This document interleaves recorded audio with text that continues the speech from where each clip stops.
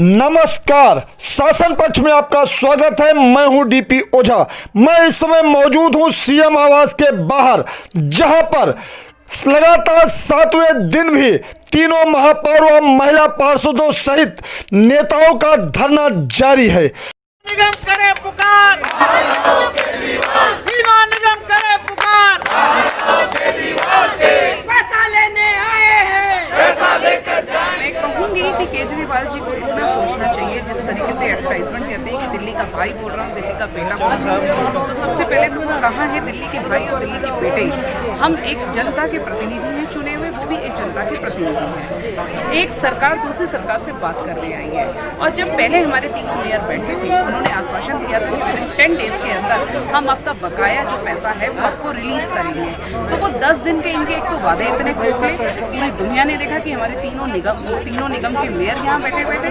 वो 10 दिन में जो फंड रिलीज करने की बात थी, सारे मीडिया चैनल पे गई है, आप सब ने उस बात को देखा है। वो 10 दिन में फंड रिलीज नहीं हुआ। उसके बाद जिस दिन से हम बैठे हैं मंडे से, तब से ये हमारे सामने 10 बार निकले। मैंने को बता सकते हैं कितनी बार ये निकलते हो, कितनी बार जाते हैं। एक बार भी रात को चाहिए किसी शादी से आए, चाहे कहीं से आए, एक बार ये तरस नहीं आता इन महिलाओं को देख के कि चुनी हुई जनता की प्रतिनिधि है, अपना घर बाहर छोड़ के आई हैं, उस क्षेत्र की जनता के लिए, उस दिल्ली की जनता के लिए जो विकास की हकदार है। जो ये बकाया फंड वो अपने घर के लिए नहीं मांग रहे, या कोई भी अपने लिए नहीं लड़ाई लड़ रहे, क्योंकि निगम के किसी पार्षद की कोई सैलरी नहीं है। निगम जिनकी लड़ाई लड़ रहा है वो निगम कर्मियों की, कर्मचारियों की लड़ाई लड़ रहा है, वो डीवीसी की, वो मलेरिया की, सफाई कर्मचारी की, डॉक्टर, नर्स, सब कुछ निगम में जितने काम करने वाले डिपार्टमेंट हैं, उन सबकी सैलरी 3-3 महीने की पेंडिंग है।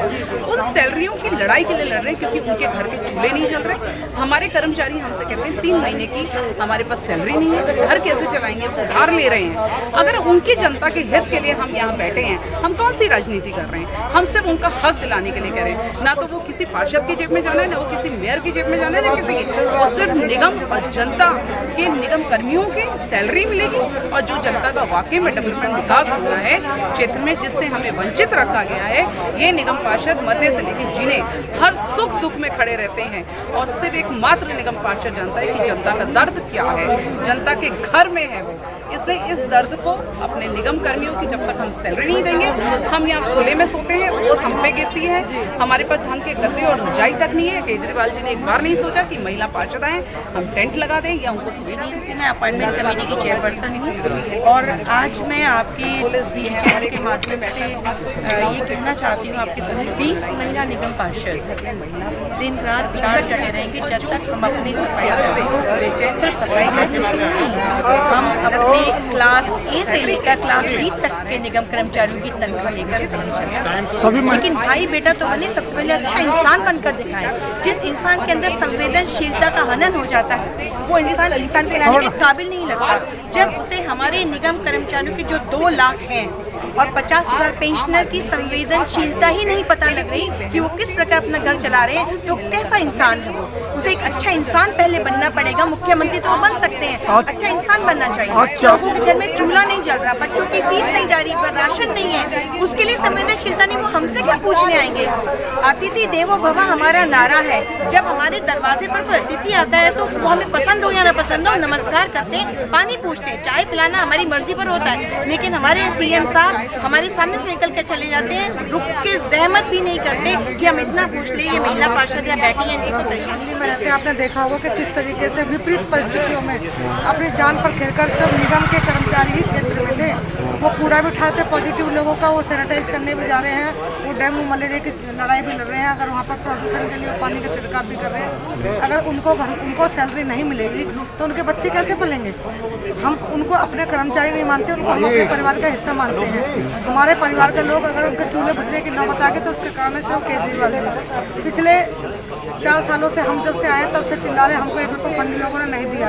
हमारे तीनों निगमों का 13,000 करोड़ बकाया इनके ऊपर है, जिससे हमारे कर्मचारियों की सैलरी भी रुकी हुई है, और जो हमारे पेंशन पर रिटायर हो गए हैं उनकी पेंशन भी रुकी हुई है। एक कर्मचारी 60 साल एमसीडी में सेवा करने के बाद जो रिटायरमेंट लेता है और वो खाली हाथ लौटता है तो उसका मन बहुत दुखता है।